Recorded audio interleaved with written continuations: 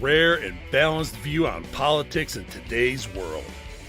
Based on facts, born of rationality, common sense, and logic, providing context on today's events, this is American Perspective with Rick Thomas. Hello, everyone, and welcome to American Perspective. I am your host, Rick. Well, the Democrats have, and their surrogates, have renewed their assault on our federal elections integrity.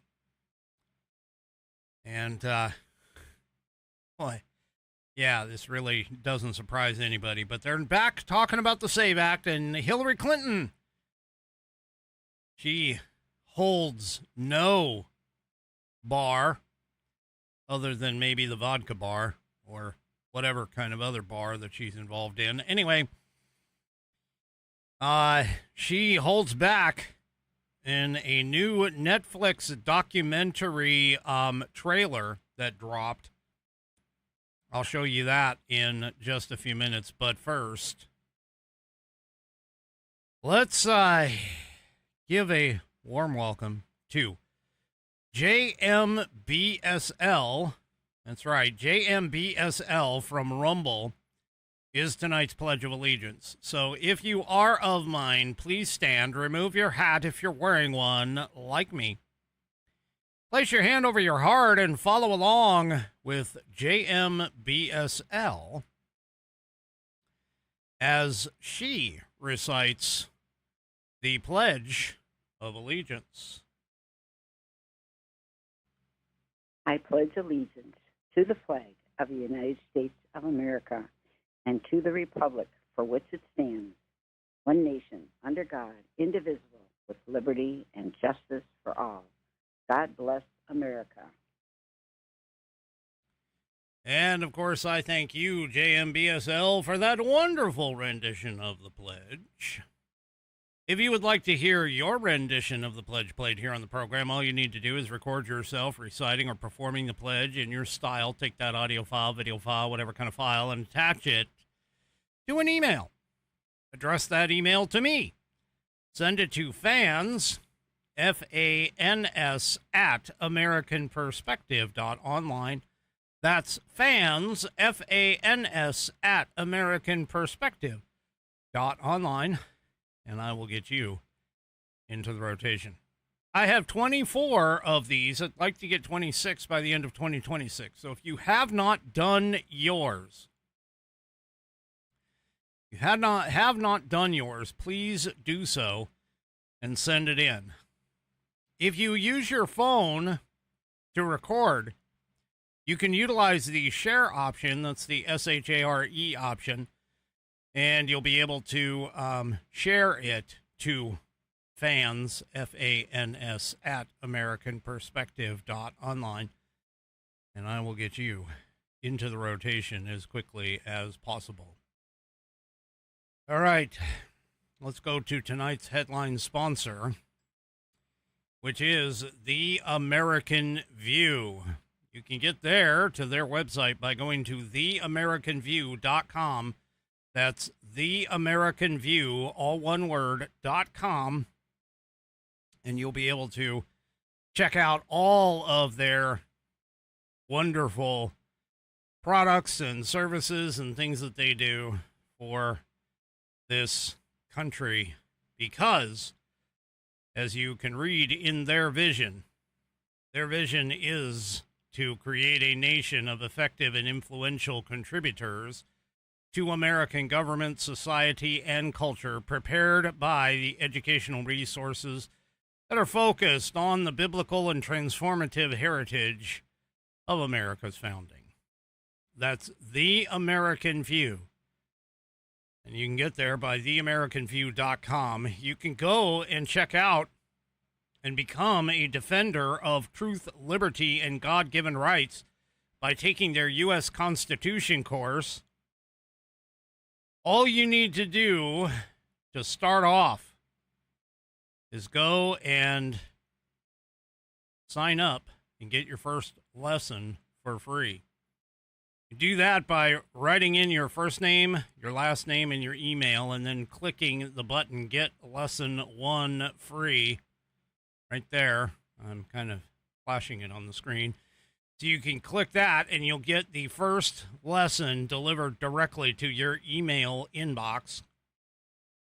You learn at your own pace. It's a nationally recognized 100% online course. And then once you're done with that course, go and check out some of the other courses that they have available. And once you've done that, maybe you'll consider being a sponsor, donate, become a member, or better yet, become an instructor for The American View. If you become an instructor for The American View, you get to leave a legacy. You can restore the constitutional republic and prepare the future by hosting courses in your community and pass along your newfound knowledge to all people who attend. And if you're interested in doing that, go and check out how to become an IOTC instructor, because The American View used to be called the Institute on the Constitution. But go and check out the instructor course, or how to become an IOTC instructor, or how to become an instructor, and then 5 tips for a successful class. You can go and do that. You can also pick up their instructor kit, which it basically is a comprehensive resource crafted to empower individuals who are passionate about the Constitution to share its significance to others. There is a structured approach to their teaching methods. They don't just leave you hanging out in the wind. They give you everything you need in order to have a successful course. And you can pick up the instructor kit, by the way, by heading over to their shop. You can also look at some of their other educational resources that they have available, along with some of their apparel.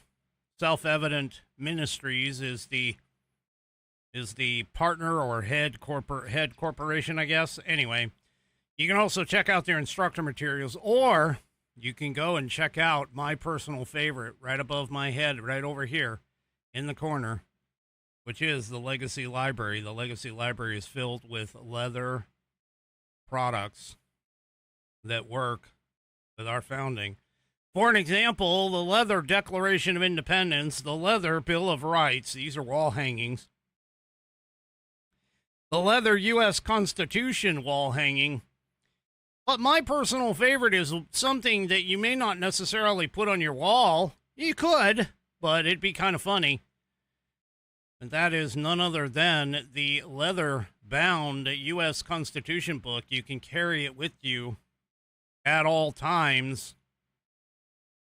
Here it is. That's right, the leather-bound U.S. Constitution.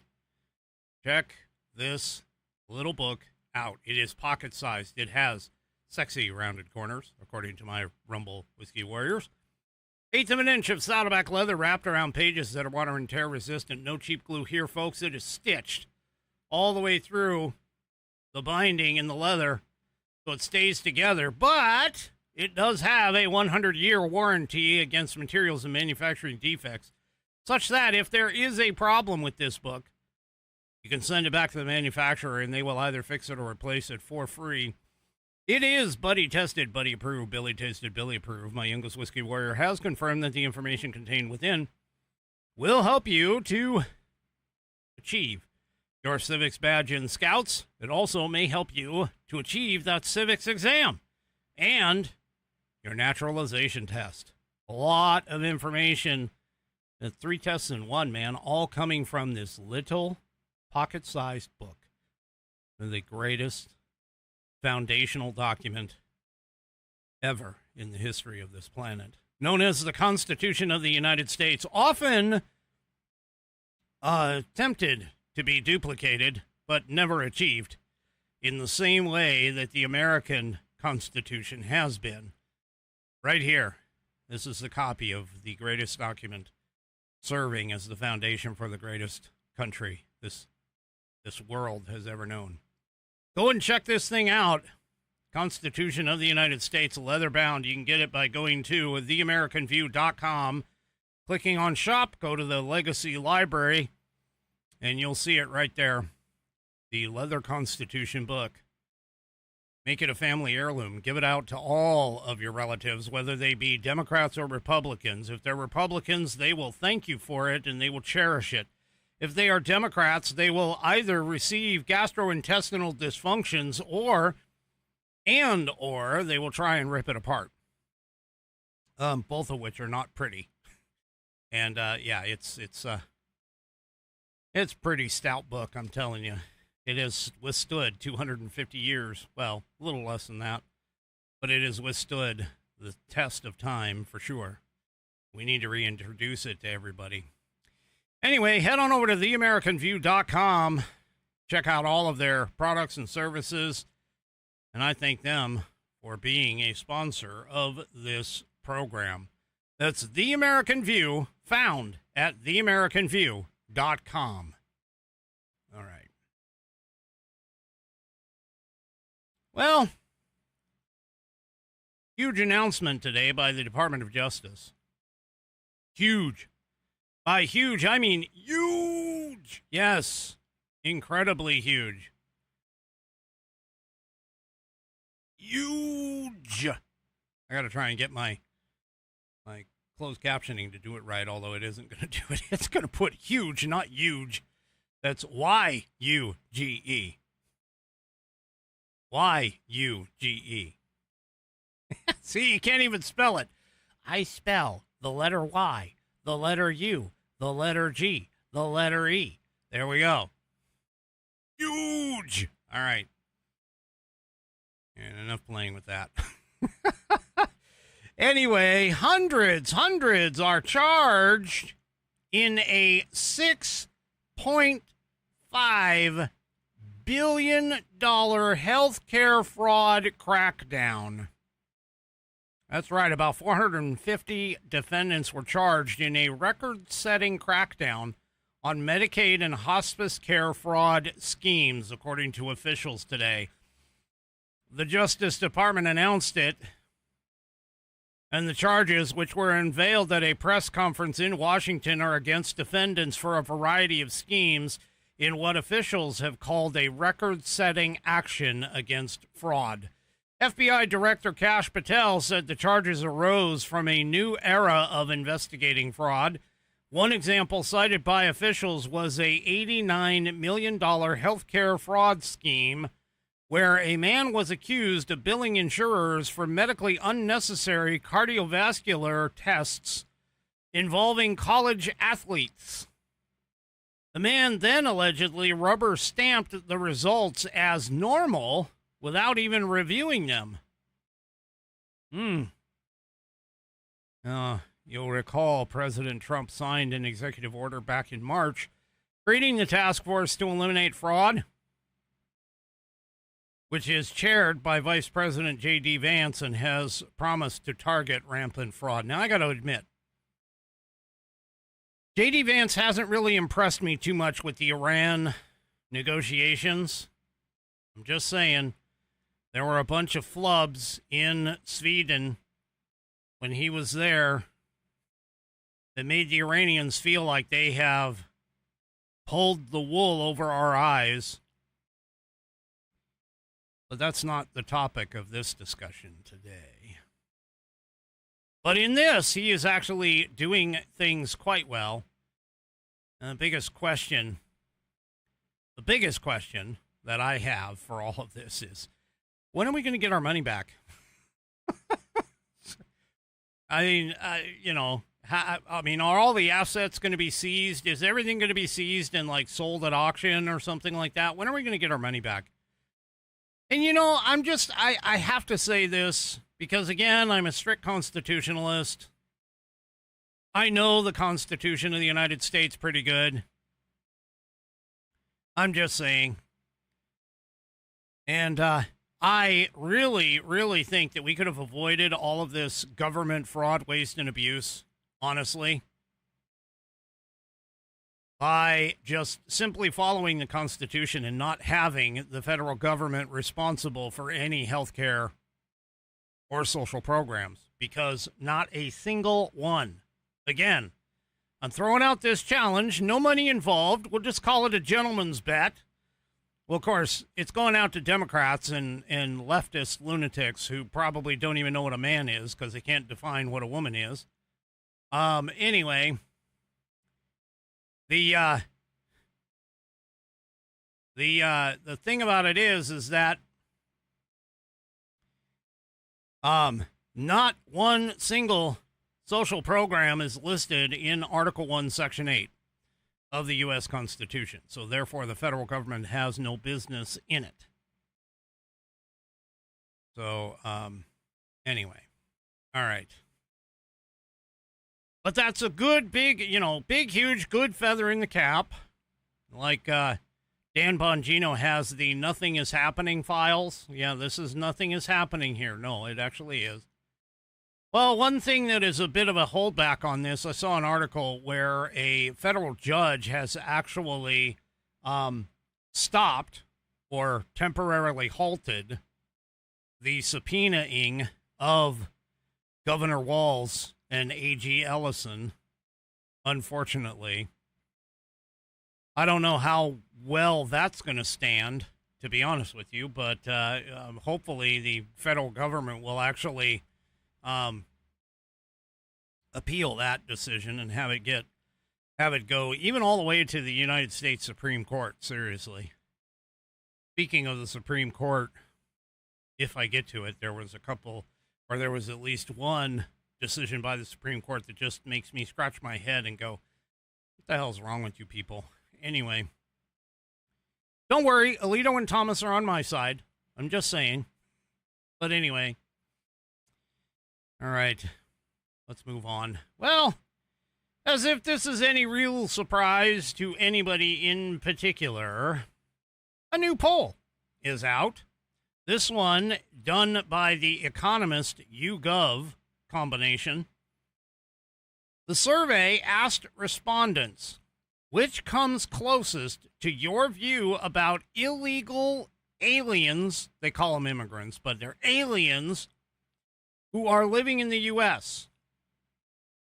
Now, among Democrats, specifically Democrats, 73% said illegal aliens who are living in the United States should be allowed to stay in the U.S. and eventually apply for citizenship. Only 10% said that they should be allowed to stay in the U.S. but not become citizens, and 6% of Democrats said they should be deported from the U.S. Well, that 6%, that 6% actually is Republicans, not Democrats. No, I'm sorry. They say they're Democrats. They register. In contrast, 78% of registered Republicans, or people who say they're registered Republicans, believe that illegal immigrants, illegal aliens residing in the U.S. should be deported, where only 11% say they should be allowed to stay in the U.S. and eventually apply for citizenship.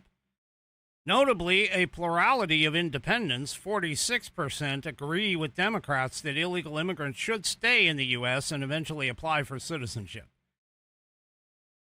You see the divide here? You see the challenges that we have as we have an entire group of people who have been indoctrinated into the idea that breaking the law is okay and that they should be rewarded. These lawbreakers should be rewarded with citizenship. Now, across the board, among all respondents, 43% say illegal aliens should stay in the U.S. and apply for citizenship, compared to 39% who believe they should be deported, and 6% who say they should be allowed to stay but not become U.S. citizens, and 11% who remain unsure. Now, this survey was taken between June 13th and 15th, 2026.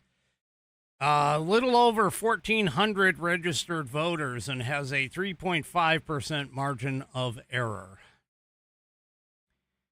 Now, obviously, the Democrats are looking at this and they're saying, yeah, you know, we like illegal aliens. Now, we like illegal aliens, because, especially when they become U.S. citizens, because then they start voting. Oh, wait, I'm sorry. Illegal aliens already have been shown to have been registered to vote and have been shown to have been voting already. So what would be the purpose of them becoming U.S. citizens then? You know, there's not a lot of division between just being here in the U.S. and being a citizen based off of today's interpretations of a lot of our laws. When in reality, what they should be doing is a lot of our laws should only apply to U.S. citizens. That would be the reality of the situation. But anyway, I digress. Well, the thing is that illegal aliens have been doing all kinds of stuff. Illegal aliens are responsible for a lot of the crime that occurs in this country. Not all of it, but a lot. Okay? Illegal aliens are the ones that are drawing upon our systems because, you know, they're not supposed to be getting special treatment, but they do get special treatment. They get Medicare benefits, Social Security benefits. They get, all those things that the federal government isn't supposed to be doing, period, because the federal government isn't responsible for your individual life. That wasn't the way that our Constitution was really set up. The Constitution, in the easiest way for me to explain it, is, with few exceptions, the federal government is responsible for everything from our borders outward, meaning our borders, foreign trade, and defense of the country. Those are like the major pieces of the federal government's jobs. But for some reason, over the course of, however many years we've been here, 225, 230, without it,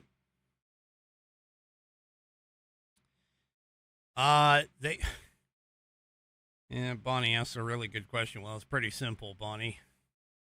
Bonnie asked, why in the hell would they get Social Security benefits when they are not taking care when we are not taking care of our elder population? Well, it's pretty simple. Social Security, a long time ago, because of the Democrats, got changed from a separate, guaranteed fund that was supposed to be set aside for the seniors as they get older, as part of that famous three-legged stool. Your own personal savings, your retirement from your business, from the company you work for, and Social Security. That was the three-legged stool that it was sold to us as a retirement. But yeah, it's that ain't it anymore. Congress screwed that. Democrats screwed that up. So anyway. Where was I? Oh, yes. I was talking about the illegal aliens that have been draining our money, our federal resources. And now come to find out that it's not just them being on assistance, but also they're the ones that are committing the fraud. I mean, a large majority. Just look at Minnesota, the Somalians. I'm not saying they're illegal aliens in any sense, but there have been quite a few illegal aliens that have been captured by this fraud panel, and they've been taking that out. So yeah, there you go. Well, So, as usual, Chuck Schumer, he stepped out and was doing, I don't know what, he was on MS Now. That's what it was. He was on MSLSD, now called MS Now. And with none other than Lawrence O'Donnell. We all know Lawrence O'Donnell is a left-wing lunatic, propagandist. But anyway, Chuck Schumer was there, and he basically was talking about the Save America Act. Now, his biggest complaint, of course, was the fact that, the Save America Act is going to take off is something like 25 million Americans. I think that number kind of changes depending upon what they're, yes. It would remove 25 million people off the rolls. Now, notice he doesn't say 25 million eligible voters. He says 25 million people. And one thing you have to remember is the Democrats are masters at obscuring language. See, that is a key indicator into the fact that they are lying. Because he doesn't say remove 25 million American citizens. He's simply saying 25 million people. Oh, yeah, people. We don't even know if they were legally able to vote or not. And just to recall and remember, something like 83% of Americans support voter ID, including over 70%. I think it was something like 73% or something like that. 70% of Americans support voter ID. And yet, we still have, even within the GOP, even within the Republican Party, we still have these people who are essentially dragging their feet, saying, no, we can't pass the SAVE Act. We're not going to do it. We're not going to do it. During the appearance, Schumer ranted about the SAVE Act, calling it one of the worst, most anti-election democracy things that has ever been proposed. I'm still trying to figure that out.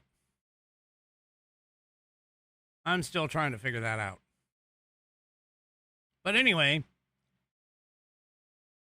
during the attack, and this is why things are kind of screwed up, but during this attack on the Trump effort to pass the SAVE Act, he inadvertently revealed the truth about it. That, enforcing citizenship requirements, which the Constitution says you have to be a citizen in order to vote in federal elections. But enforcing those citizenship requirements would cut tens of millions of names. And again, keep in mind, 25 million people, not 25 million citizens, but people off the voter rolls. So, yeah. Well, here's the thing, folks. You want to talk about the SAVE Act, and you keep saying, like Schumer and the rest of the Democrats sit there and say, well, you got to have an ID to vote is what the mass majority of Americans want. Oh, but that's racist. Because, black people can't get ID. Really? Minorities can't get ID. Women. Oh, all you married women who changed your names. Oh, apparently you're too stupid to get updates to your ID as well, because apparently, you're incredibly dumb. I'm being facetious here for those of you who can't figure it out. Sarcastic and facetious all at the same time. Well, I decided to take a look and ask a question. I wanted to ask the question. So I asked it of a relatively benign, middle-of-the-road AI, known as Leo. Leo comes along with brave. And, well, yeah, here, take a look. Here are all the things that Leo came up with that requires a government-issued photo ID. Well, let's see.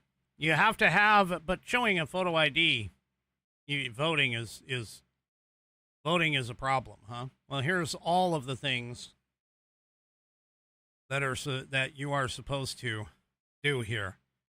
Alcohol and tobacco. Yep, you have to have an ID because you have to prove that you're at least 21 years old. Guess what? That means at some point in time, you presented a birth certificate that stated when you were born. Guess what? That same birth certificate also says where you were born. So how can you get a government-issued ID without having a birth certificate? Because you have to prove that you're at least 21 years old in order to buy alcohol and tobacco. Okay.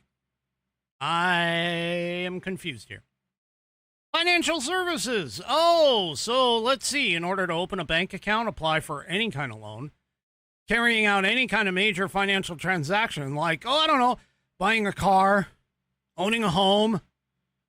Oh, hell, even paying your taxes. You got to have something, right? Yeah. Oh, and by the way, to pay your taxes, you also have to have your birth date. Because you have to prove that you're 18 in order to start paying taxes. Yeah, that means you have a birth certificate somewhere. Anyway. Let's see. In order to get government benefits. Oh, hell. All those wonderful things that those illegal aliens are not supposed to get. You know, things like, collecting food stamps, getting welfare, Medicaid, Social Security, any kind of unemployment benefits. Yeah, you have to have a government-issued photo ID to do all of that. I'm not saying that everybody who is poor goes and travels, but even now you have to board domestic and or international flights, so that's both, using either a passport, a real ID compliant driver's license. Guess what? That real ID compliant driver's license? Yeah. You know what? That real ID driver's license comes with the fact that you have to have a birth certificate. Oh my gosh. Holy crap. In order to get real ID, you have to have a birth certificate? Yeah, you have to show. You have to show it. Let's see. What else? Legal and civic duties. Ha! Ha ha ha! Guess what? Oh, getting married. Holy crap. Right there. Getting married. In order to get married, you have to have a photo ID? Oh my gosh. And you know what? They even listed voting in states with photo ID laws. Also. Holding protests or rallies and purchasing firearms. Okay. Well, there you go. Checking into hotel rooms is one of my Whiskey Warriors just posted in the chat. Checking into hotel rooms, you need a photo ID. Yep, government issued photo ID. Yep. Healthcare. Oh, she mentioned this one too. Picking up prescription medications. Donating blood. Oh, let me guess. When you're visiting a casino? Wow. Oh, hey, all you gamers out there, how the hell do you get your mature rated video games without government issue photo ID? I mean, I guess you're just too stupid to get one. I don't know. Applying for hunting and fishing licenses too. Oh, you know what? It's so much more secure to adopt a pet than it is to vote. That's right. You need a government-issued photo ID in order to adopt a pet from any kind of shelter or organization. Yeah. There's a lot of others. That's just the... Hell, you know that wonderful little cell phone that everybody has? Yeah, guess what? Especially if you're using credit or debit, yeah, you need a ID. That's right. You need an ID. Yeah, I know. I know 3 Chevy. I get it. Yeah, holding protests or rallies, probably to get the license for it would be my guess. Because 3 Chevy says, wait, you can't protest without a license? No, it's probably to get the permit to be able to hold the rally, or whatever. I'm just guessing. Anyway. Yeah. Oh, yeah. Oh, some jurisdictions require it to purchase cold medicines or nail polish. Yeah. Okay. Well, whatever. Anyway, there's a whole bunch of things that, what's his nuts? Schumer apparently seems to think, Schumer and the Democrats, all of them, they seem to think that, the American people, especially the minorities, because they can't figure out how to operate a computer or get to the local DMV or, God forbid, actually order your birth certificate online in like 5 minutes. Yeah.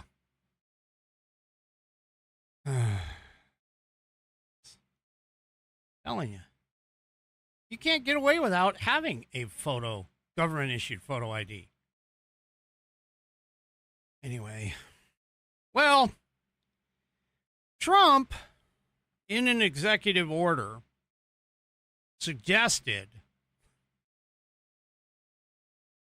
basically said, well, hey, I'm issuing an executive order that basically says we need all the states to send us your voter rolls so we can compare it to the Department of Homeland Security's database and see if there are any illegals on your voter rolls. Well, there was a civil action lawsuit in the state of Texas. They sued the Department of Homeland Security, Social Security Administration, and the state of Texas by parties that were including the League of Women Voters. That's right.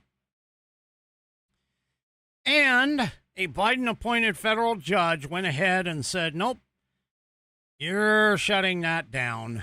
She issued, and get this is her name, Sparkle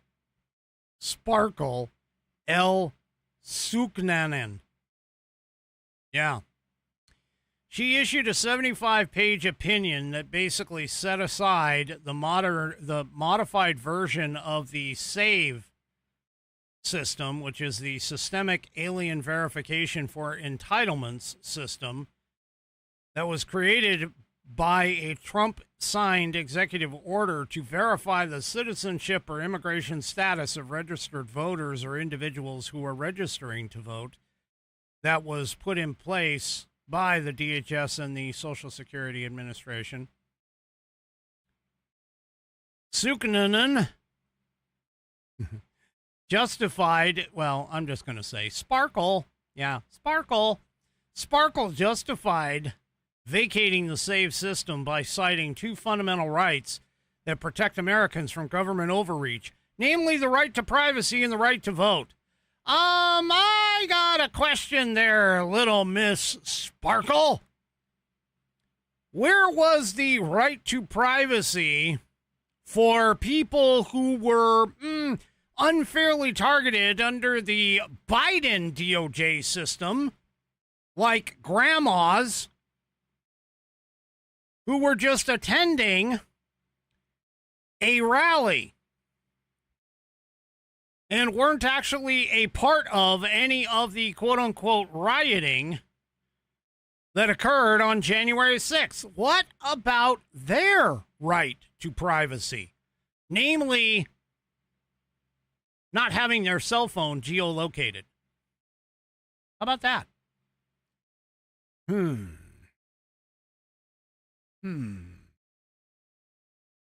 Kind of interesting. Oh, Sparkle. Sparkle pointed to the 2025 modified version of the SAVE system as overreach as it included the records of natural-born citizens, direct access to SSA records, and allowed state users to conduct automated bulk searches rather than individualized queries. She claimed the database, shared among several federal agencies, contains private information on U.S. citizens and thus violates protections put in place by Congress to prevent such centralized data banks, including the Computer Matching and Privacy Protection Act of 1988. Yeah, sure. As if the government doesn't ignore that kind of crap a lot. So, yeah. Anyway. By the way, the defendants argued that other more specific immigration laws overrode the general restrictions of the 1988 Act, specifically pointing to the Illegal Immigration Reform and Immigrant Responsibility Act of 1996. Hey, wait a minute. Hold up. Who passed that act? In 1996. 1996. Who was in charge in 1996? I got to think. Can't be too hard. There's only two parties. Oh. Clinton. Billy Boy Clinton. That's right. Billy Boy Clinton and the Democrat Congress that he was with. That's right. Yeah. And by the way, that Immigration Responsibility Act of 1996 mandates that the federal government respond to state inquiries to verify the citizenship status of any individual.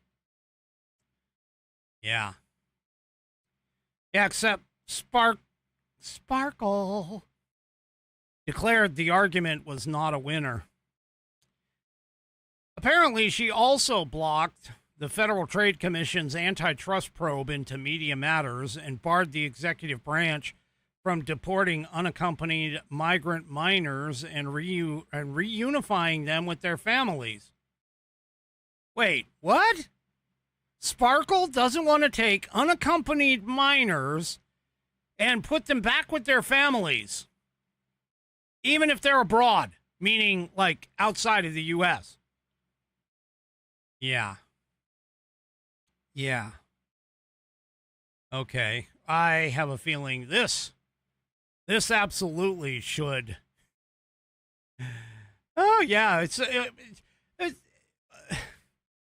I'm sorry, Sparkle, sweetheart. You're sitting here and you're saying that you don't want to take family or take kids that were maybe trafficked into the United States, sex trafficked, potentially slave trafficked into the United States and reunite them with their families. That makes absolutely zero sense whatsoever. None whatsoever. But then again, having the name Sparkle, that just goes to show you how intelligent she actually was planned on being. Yeah. Sparkle. Yeah, okay. Sparkle. Anyway. Yeah, she is. Oh my gosh. What an idiot. Oh, by the way, you want to take a look at what she looks like? Oh, she was born in Trinidad and Tobago. Not saying that that's any kind of a consolation, but there she is. There's Sparkle. Yeah. Sparkle sounds like a stripper name. She'd have like little sparkly stuff all over her derriere. Anyway. Yeah. I'm hoping and praying. I'm hoping and praying that she gets overturned on this. This needs to immediately be, what do you call it? Appealed. This needs to immediately be appealed. Now, speaking of judges, the Supreme Court, and I got something else a little bit later. I wasn't going to talk about this, but it sort of fits here. The Supreme Court issued a ruling today that basically says that even if you have a green card and you leave the country on vacation or whatever, when you're coming back into the country, if you're even suspected, you don't even have to go through the trial. But if you're suspected of breaking a law here in the United States, the immigration authorities have the ability to deport your ass, even if you have a green card.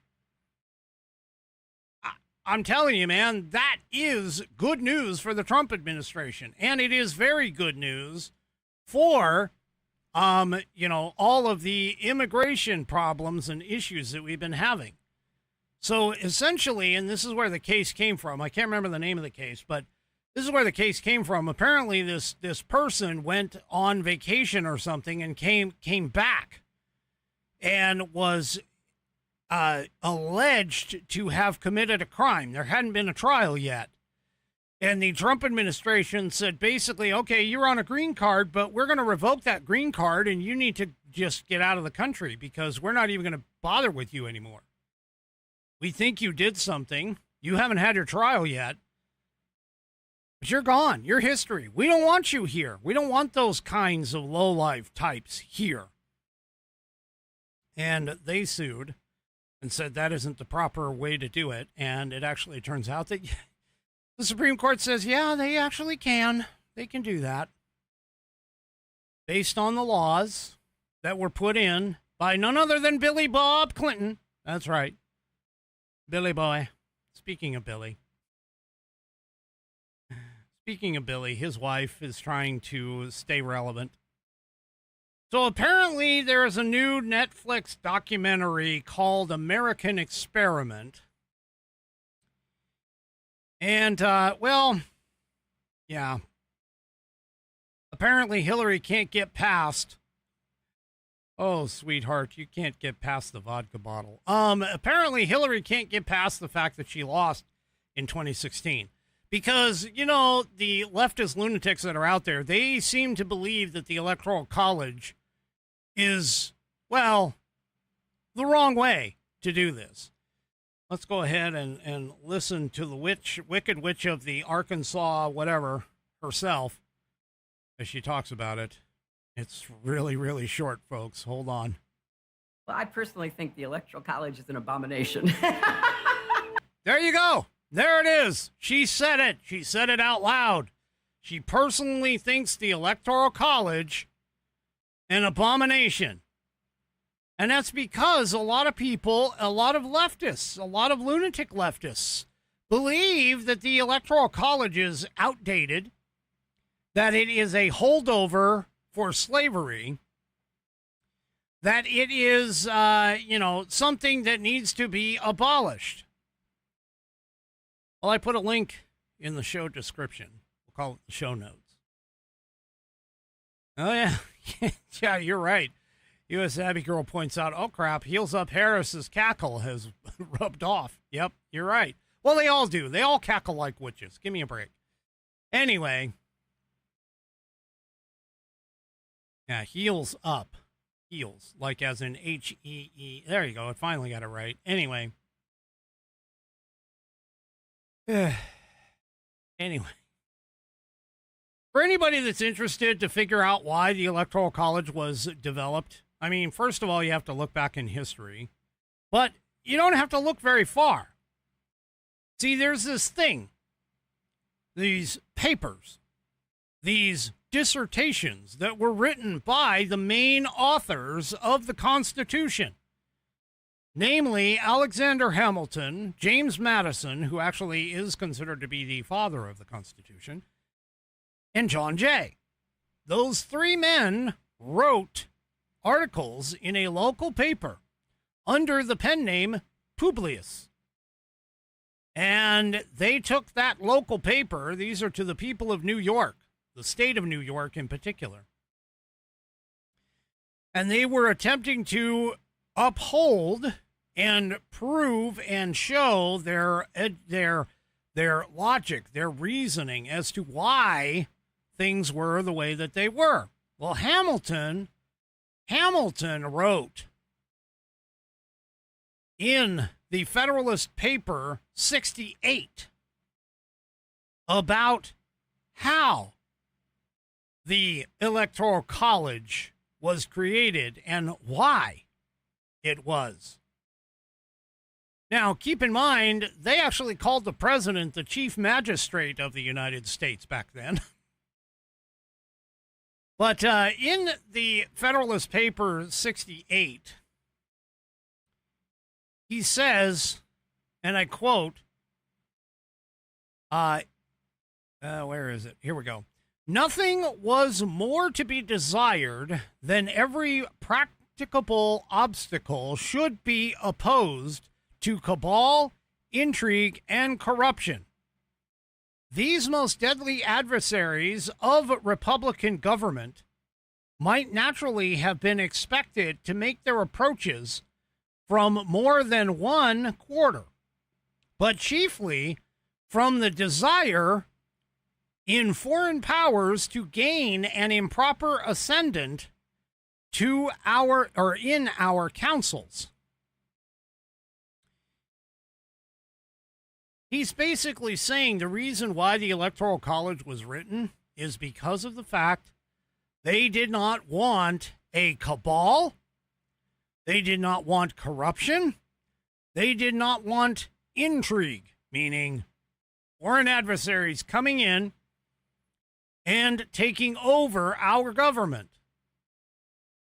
Now, keep in mind, folks, this is a common theme and thread throughout the Federalist Papers. Almost everything that they did, they had this in mind. They did not want, because they were a fledgling company or country, they did not want foreign influence. Hello, birthright citizenship, knocking on your door. They did not want foreign influence to be a part of our government. Now, he continues here, and he continues in talking about how this is supposed to work. And he basically says, quote, the executive should be independent for his continuance in office on all but the people themselves. He might otherwise be tempted to sacrifice his duty to his compliance for those whose favor was necessary to the duration of his official consequence, meaning that the executive should not be akin or beholden to anybody other than the people for his being elected. Now, it talks about here, it says that the people of each state shall choose a number of persons as electors. And he spells it out, equal to the number of senators or representatives of each state in the national government, who shall assemble within the state and vote for some fit person as president. Now notice he says fit person, because earlier he talks about there should be a separate body that is made up of people who have the sole responsibility of electing the president of the United States. That those people should have the qualities and qualifications to be able to evaluate the president of the United States as a separate individual, as a separate entity, and not the body of the people. See, this is why the Electoral College is so important. This is why the Electoral College is so important.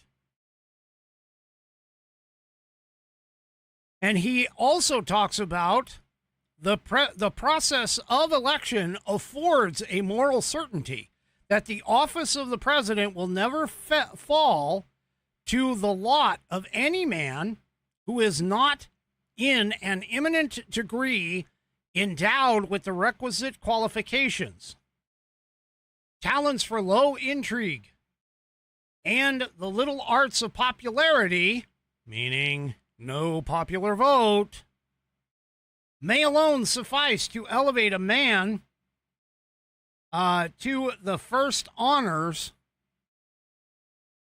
The first honors in a single state. But it will require other talents and a different kind of merit to establish him in the esteem and the confidence of the whole Union, or of so considerable a portion of it as would be necessary to make him a successful candidate for the distinguished office of President of the United States. There you go. There you go. That's what the purpose of the Electoral College was. It wasn't to take the power away from the people, because what essentially happens is the people within a certain state vote, or are supposed to vote in their electors. Their electors are then supposed to deliberate and figure out who of president do we want, and then cast their ballots and their votes, because they are the ones who are confided in with this all-important task, and they are supposed to be above the things like mob rule and all of this other stuff. The Electoral College was not built out of slavery. It has nothing to do with slavery. It has everything to do with the fact that the founders did not want the people. They did not want mobocracy. They abhorred a straight and true democracy. That's why they created this constitutional republic. That was their purpose. That was their goal, and that's what they did. So to sit here and scoff at the Electoral College is ridiculous. Totally ridiculous. Anyway. All right, one last thing as we start to close. Apparently, there was a case that came up to the Supreme Court. This particular case, known as the U.S. versus Dante J. Carter, involved a black man whose firearm and theft convictions were then vacated by the D.C. Court of Appeals. It basically said, well, the police seized him before they had any reasonable suspicion. Now, the officers later recovered a .40 caliber pistol from Carter's pants, and the government itself said that the gun had been stolen from an FBI agent's vehicle. Now, according to the D.C. court, the D.C. court said black Americans like Carter are especially distrustful of law enforcement and therefore are less likely than other people to terminate a police encounter due to skepticism that any attempt to exercise their constitutional rights will be respected. The D.C. court reasoned that Carter's race was actually relevant to whether or not a reasonable person in his position would have felt free to end the police encounter. It ruled that the encounter effectively became a seizure, and that such action was unlawful because police officers hadn't established reasonable suspicion before subjecting him to that search. Well, unfortunately, most of the court agreed, and they refused to hear the case because it was on appeal. Well, Alito and Thomas, the two constitutionalists, strict constitutionalists on the court, or the strict conservatives, I should say, because I don't think they're completely constitutionalists. But they argued that the D.C. ruling effectively forces law enforcement to treat people differently based on their race now, and that's something precedent that has been established by the Supreme Court has basically prohibited. Alito said, under the test, officers need to quickly assess a person's race, and if officers and courts must craft special rules for black folks, what about dark-skinned Latinos, other Latinos, or members of other minority groups? Because we have said that our Constitution is colorblind. It almost never allows government actors to treat persons differently based on their race. Yeah, this is not a good This is not a good thing to refuse to look at this case. Anyway. All right, folks, that is it for me for this evening. Do me a favor, if you haven't already, head on over to rumble.com, get yourself an account. It is free. And once you are signed up and signed in, make sure that you search out the American Perspective channel and hit that green follow button to get notified every time that I go live. Also, too, don't forget, on your way out, to give me a thumbs up, thumbs down, or in the case of 3 Chevy, a thumb sideways, or a thumb at an angle. Across all my platforms, whether it's X, YouTube, Facebook, or, of course, the aforementioned Rumble. We will see you tomorrow night, 5 p.m. Pacific, 8 p.m. Eastern Time, right here on American Perspective. By the way, I don't have a pet of the week for tomorrow. I do not have a pet of the week for tomorrow, so if you've got one, send it in. Otherwise, we will be petless.